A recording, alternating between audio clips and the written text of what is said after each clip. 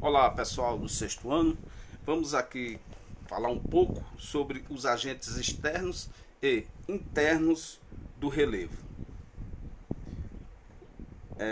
Pessoal, interessante quando nós estamos a observar uma paisagem, né, e que essa paisagem ela apresenta uma complexidade que inicia-se pelo relevo. E aí nós nos perguntamos quais processos foram fundamentais para as diversas formas do relevo, né? Por que os lugares não compõem uma paisagem uniforme? Por que os lugares apresentam essas diferenças? Morros, montanhas, depressões, planícies, planaltos, né? Quais foram os fatores responsáveis por essas diferenças de relevo? Então, a essas perguntas, né, nós vamos poder constatar, né, nesse momento, conhecendo os agentes externos e internos do relevo. É interessante que quando nós falamos de agentes externos, né, externos vêm de fora, né, que está fora. Quais são esses agentes que modificam o relevo? Os agentes externos nós podemos citar como a água da chuva, né? O vento, a temperatura, né? Esses são alguns o próprio homem, né? Os animais, né? Esses são os agentes que têm a capacidade de transformar o relevo, de dar forma, né?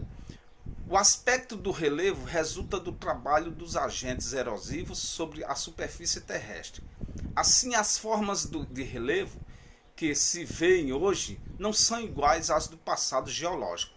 Ao longo da história da Terra, a superfície vem se modificando em decorrência da atuação permanente de forças naturais denominadas agentes do modelado terrestre. Esses agentes podem ser de origem interna ou externa. Então, pessoal, também o que nós podemos entender nesse primeiro parágrafo é que o relevo ele não é algo estático, né? O relevo ele se transforma. É claro que existe um tempo geológico para que essa mudança ocorra, certo? Então, se nós formos observar as eras, né, geológicas da Terra, então a gente vai perceber que muito se modificou. Mas isso foram necessários milhões de anos para que alguns relevos se modificassem, se tornassem montanhas, se tornassem depressões, se tornassem planaltos, né? E aí a gente tem essa constatação que o tempo geológico ele é muito duradouro, né? Demora-se muito tempo para que uma região de relevo adquira nova mudança, ok? Quais são esses agentes de origem interna? Ora, ocorrem no interior da Terra, mas influem na superfície, modificando o relevo. São eles o tectonismo, que é responsável pela formação das montanhas, por exemplo, o vulcanismo e os terremotos, também chamados de agentes estruturais ou de dinâmica interna, que serão estudados no infográfico nas páginas 144 e 145. Ora, como é que esses agentes internos têm a capacidade de modificar? Ora, quando regiões que estão propícias a fortes tremores de terra, né, esses tremores são que de forma lenta, né, vai modificando o relevo naquelas proximidades. Seja movimentos de atração, né, de placas ou de repulsão de placas, certo? Então, com o passar do tempo, de milhões de anos, né, os relevos eles vão adquirindo formas diferenciadas. Os agentes de origem externa, ou seja, os que estão fora, que eu citei agora há pouco, né? Os agentes eles atuam na parte externa do nosso planeta. É o caso das águas dos rios e enxurradas e da ação dos oceanos e mares, ventos, geleiras e seres vivos, incluindo o homem. Pode-se dizer, portanto, que o relevo de qualquer região da Terra é resultado das ações de agentes internos e externos no decorrer do tempo geológico. Vejamos aqui, pessoal, a imagem, né? A imagem da atuação de modificação do relevo. Se a gente observar essa imagem aí, o que é que a gente pode constatar? Nem sempre essa imagem aí foi dessa forma, né? Foi necessário muitos anos, milhões de anos, para que essas rochas, esses recifes foram acumulados, fossem depositados matéria orgânica para que se ganhasse essa forma. E nem sempre vai ficar dessa forma aí, né? Há milhões de anos futuros, essa paisagem já não vai estar dessa forma. Aqui nós temos também outra imagem, certo? Que interessante. Exemplação de seres vivos no processo de desagregação das rochas. A gente vai entender como essa desagregação das rochas, né? Como é que ocorrem essas desagregação de rochas, pessoal? Ela ocorre devido a esse fenômeno, o intemperismo. Temperismo é o nome que se dá a um conjunto de processos mecânicos, químicos ou biológicos que provoca a desagregação e a decomposição das rochas. O intemperismo ele pode se subdividir em algumas formas diferenciadas, que são processos mecânicos ou físicos, que ocorrem em virtude da variação da temperatura do ar atmosférico.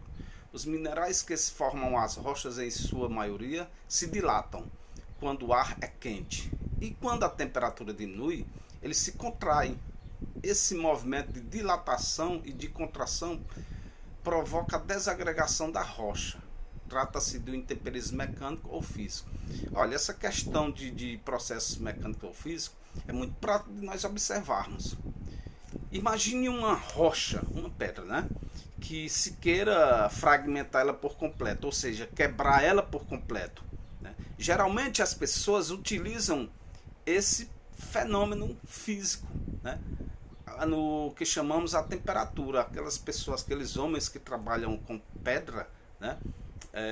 Eles colocam fogo para aquecer a rocha, né?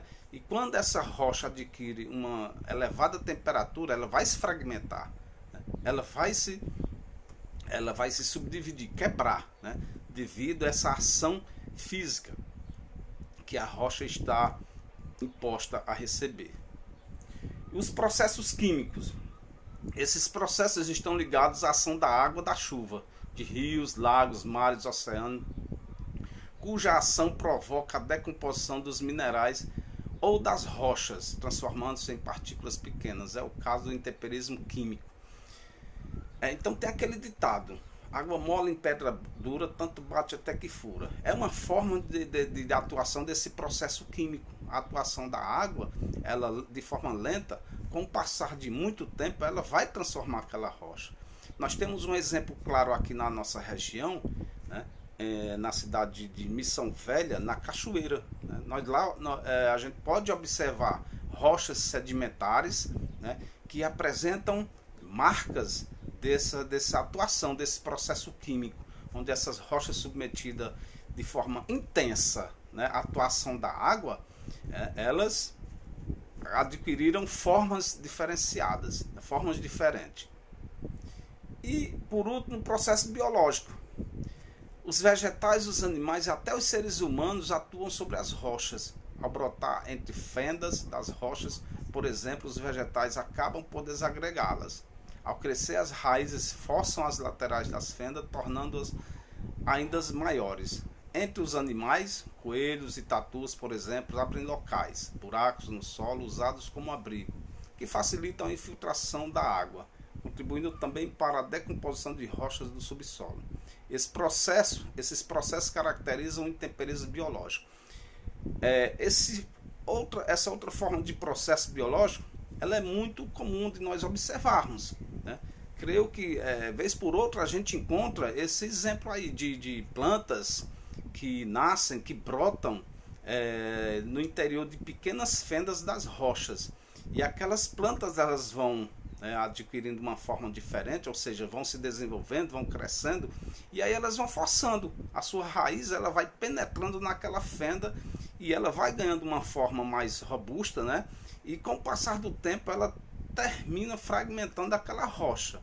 Okay? Esse é um dos fenômenos um dos processos que nós chamamos por intemperismo biológico. Vejam aqui na atuação do intemperismo, né? Do intemperismo biológico, podemos dizer também que aqui tem a atuação do intemperismo biológico. A gente observa aí várias plantas que desenvolvem aí nas rochas que formam essa paisagem, né? E de forma lenta ela vai modificando, vai transformando, vai desagregando algumas rochas que estão aí. As águas, como é esse processo de atuação, de erosão das águas correntes? Como já vimos, a água da chuva, do derretimento do gelo e da neve, tem 3 destinos. Parte evapora e sobe para a atmosfera, parte se infiltra no solo, nas rochas, formando os depósitos subterrâneos de água e as fontes, e parte pela superfície terrestre, dando origem a enxurradas e torrentes, que abastecem os rios. Essa terceira parte forma as chamadas águas correntes.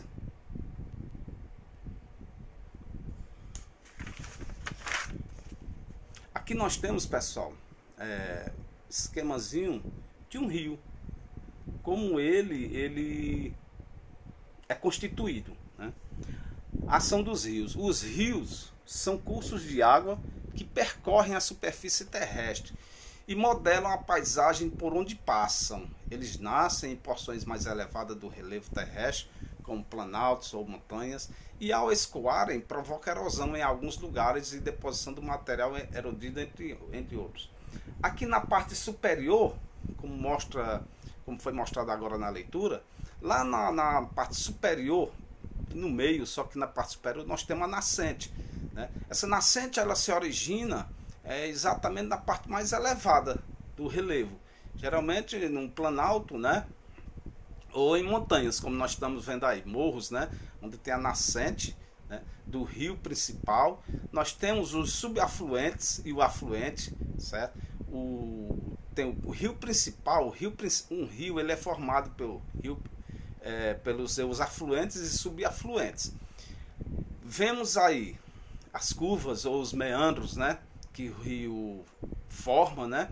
Essa volta ela se dá devido ao desgaste que ocorre no relevo, certo? Então a água ela vai procurando um local melhor para ela ser drenada, e nessa busca de local melhor para drenar ela vai por si provocando essa mudança no relevo, né? Então nós temos o curso superior, que é lá onde o rio nasce. Nós temos o curso médio, que é basicamente o meio do rio, e o curso inferior, onde ele vai desaguar, ou seja, a foz nas proximidades da desembocadura ou estuário, ok? O que a gente pode constatar, pessoal, que as formas de atuação desse rio no que se diz respeito aos desgastes do relevo, ela vai dar basicamente do curso superior ao curso médio, é onde ele ganha uma intensidade, uma velocidade nas suas águas, e aí ele sai arrancando restos de vegetais, certo? E esses restos vegetais serão depositados em regiões de menos intensidade dessa água, que é no curso inferior, onde vai, por sua vez, causar uma fertilidade, né, dessa região, uma fertilidade do solo, onde as pessoas geralmente aproveitam para o cultivo, o plantio, o desenvolvimento da agricultura, como nós podemos observar nessa imagem, ok?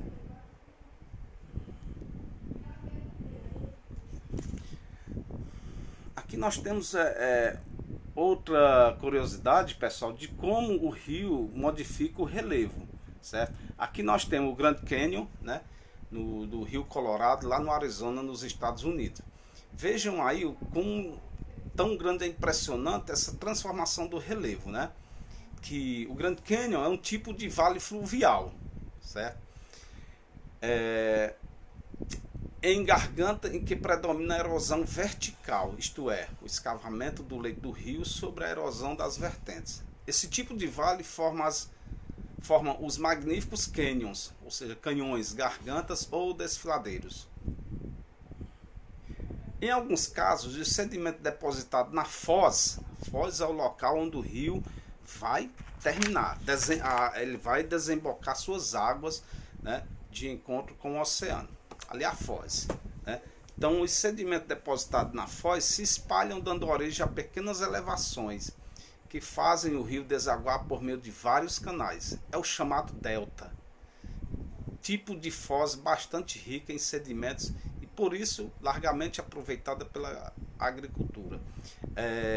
Esse exemplo, pessoal, a gente pode constatar, na foz do Rio São Francisco, na cidade de Penedos, ali com Piaçabuçu.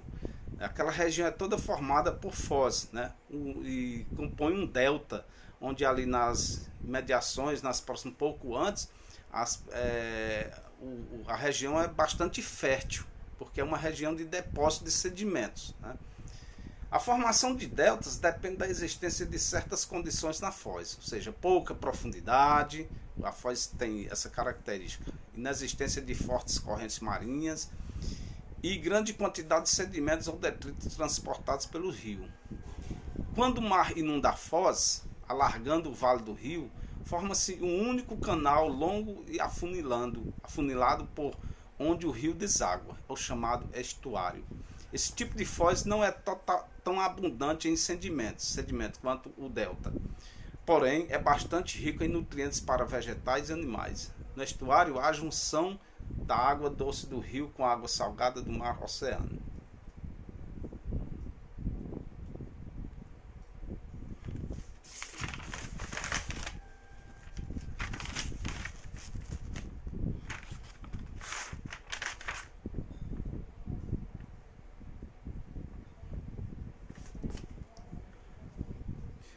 Aqui nós temos a formação de meandros, ou seja, aquelas curvas que eu acabei de citar quando foi mostrada aquela imagem do rio, aquelas curvas que ele apresenta em busca da sua trajetória normal, né, das suas águas correrem, né, formam essas curvas que nós vamos chamar de meandro, certo? Os meandros resultam do trabalho de acumulação ou de destruição realizado por um rio e são formados quando a força erosiva das águas está reduzida. Quando o rio atinge o nível de base, suas águas se deslocam-se mais lentamente, encontrando um obstáculo, desviam-se dele e realizam um trabalho de erosão horizontal. A dinâmica dos meandros, também chamada de meandros divagantes, impede que os rios meandrantes sirvam de referência para uma fronteira entre os dois países. Então aqui nós temos alguns exemplos, né? Primeiro, as águas de um rio se deslocam, ocorre a deposição dos materiais que eles se transportam em suspenso. Deposição de materiais ou detrito. E temos aqui a destruição, né? Na penúltimo estágio nós temos a destruição, onde ele provoca desgaste do relevo nas proximidades onde essas águas passam, certo? E por último, na última estágio, a sedimentação, aquilo que ele trouxe lá da fase anterior, né, do estágio anterior, da destruição, todos serão depositados em uma região mais calma do rio, que é nas proximidades da foz. Ação das águas oceânicas. Então lembrem-se daquela imagem que eu mostrei, onde tinha um pescador em cima lá dos recifes, né? E a água da maré batendo, né? Atuando naqueles recifes. E ali é uma forma de atuação da ação da água oceânica. As águas oceânicas também realizam uma ação ou um trabalho constante de destruição de construção do relevo, chamada erosão marinha ou abrasão. Por exemplo, da origem de falésias, forma de relevo litorâneo com paredões abruptos, em contato com a água do mar.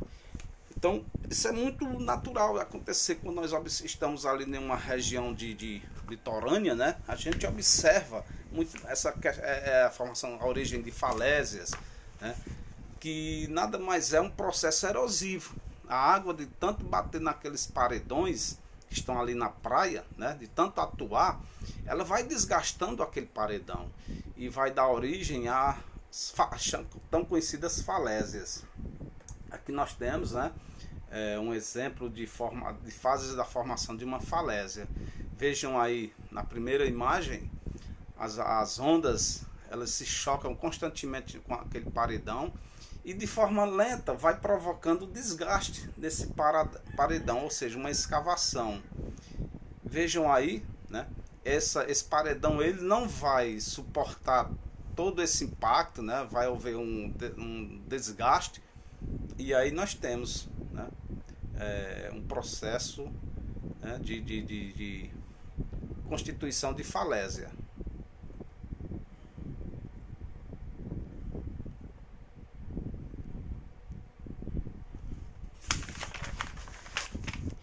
Aqui nós temos, pessoal, o exemplo dos agentes internos do relevo. Como já citei logo lá no início, agentes internos são os que estão na parte interna da nossa Terra, né? Como é que esses agentes atuam? São os terremotos, os vulcões, né? Fenômenos que se originam no interior da Terra, como vulcanismo, os terremotos, o tectonismo, são também responsáveis pelo aspecto e por modificações do relevo terrestre. Então aqui nós temos, ó, crosta, nós temos o manto e nós temos o núcleo interno e externo. Aqui vai acontecer está acontecendo uma atuação de constante, né, de movimento de convecção. Esse movimento de convecção são essas setinhas que você observa aí no manto, né? É uma região pastosa, como se tivesse essa composição pastosa estivesse fervendo, né? Como você imagina uma panela com algo no fogo, que esse produto chega na sua fervura, ali dentro tem um movimento de convecção, onde na parte inferior da panela está sendo superaquecida, né? Aí vai provocando esse movimento de ascensão e ascendência desse produto. Ou seja, vai gerar uma corrente de convecção. Quando aquele produto chega na parte mais elevada da panela, que forma aquelas bolhas, então o material desce novamente até lá na parte mais profunda da panela. Então, da mesma forma a terra, né? O manto ele passa por esse mesmo fenômeno, né? As altas temperaturas do núcleo, acima de 6.000 graus, provocam a ascensão do magma em direção às camadas superiores do manto. Ao resfriar, ele retorna em direção ao núcleo. Ocorre assim as correntes ascendentes e descendentes do magma e gases chamada corrente de convecção.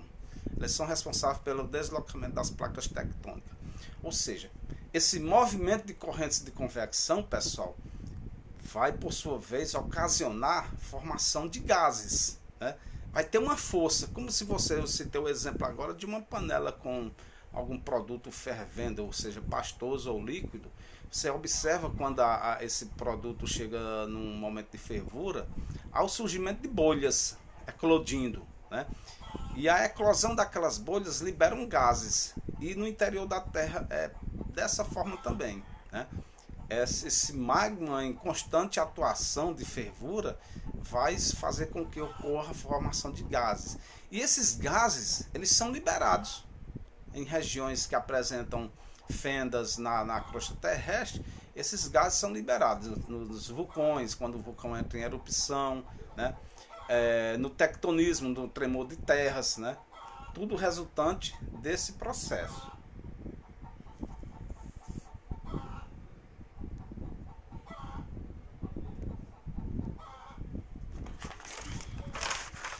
Aqui nós temos, pessoal, as regiões as placas tectônicas, né, como se está distribuída as placas tectônicas no planeta, né? Vocês vejam que essas áreas, essas regiões que estão delimitadas pela linha preta, né, são as regiões de atrito de placas. São as regiões onde geralmente ocorrem os fortes tremores de terra, né? Entre as principais placas nós temos a placa sul-americana, né, onde o nosso país está, o Brasil está bem ao meio aí dessa placa sul-americana.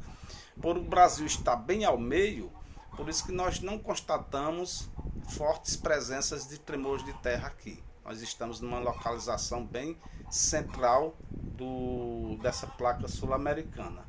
E aí nós temos também a placa africana, a placa de Nazca em contato aí com a sul-africana. Constantemente há tremores de terras no Chile, né? Uma região de fortes tremores, e o atrito dessas duas placas de Nazca sul-americana, elas são as principais responsáveis pela formação da cadeia montanhosa dos Andes, ok? Porque são placas, como vocês veem as setinhas aqui, as setinhas elas se aproximam, e essa aproximação de seta indica dizer que há um movimento de atração, né? Movimento de atração dessas placas. Quando essas placas elas se atraem, consequentemente há a formação de um relevo de altitude. E é o contrário aqui entre a placa sul-americana e a placa africana. Nós temos aí um exemplo oposto. Elas se afastam. O que é que vai acontecer com o relevo aí nesse sentido? A extensão do Oceano Atlântico. A cada ano, a geologia diz que o Oceano Atlântico ele provoca um distanciamento, ou seja, há um distanciamento da América do Sul com a África de 2 centímetros, devido a essa atuação do encontro dessas duas placas. Aqui nós temos o movimento de vulcão, né, decorrente daquela atuação que já foi citada agora há pouco, e o tremor de terra, né, que são fraturas nas estruturas rochosas resultante das ações das forças internas da Terra. Na formação de falhas, ocorre o deslocamento de blocos rochosos um em relação a outro. Esse processo pode originar vales e montanhas. Então nós vemos aqui o exemplo, pessoal, de duas estruturas rochosas que têm movimentação opostas, né?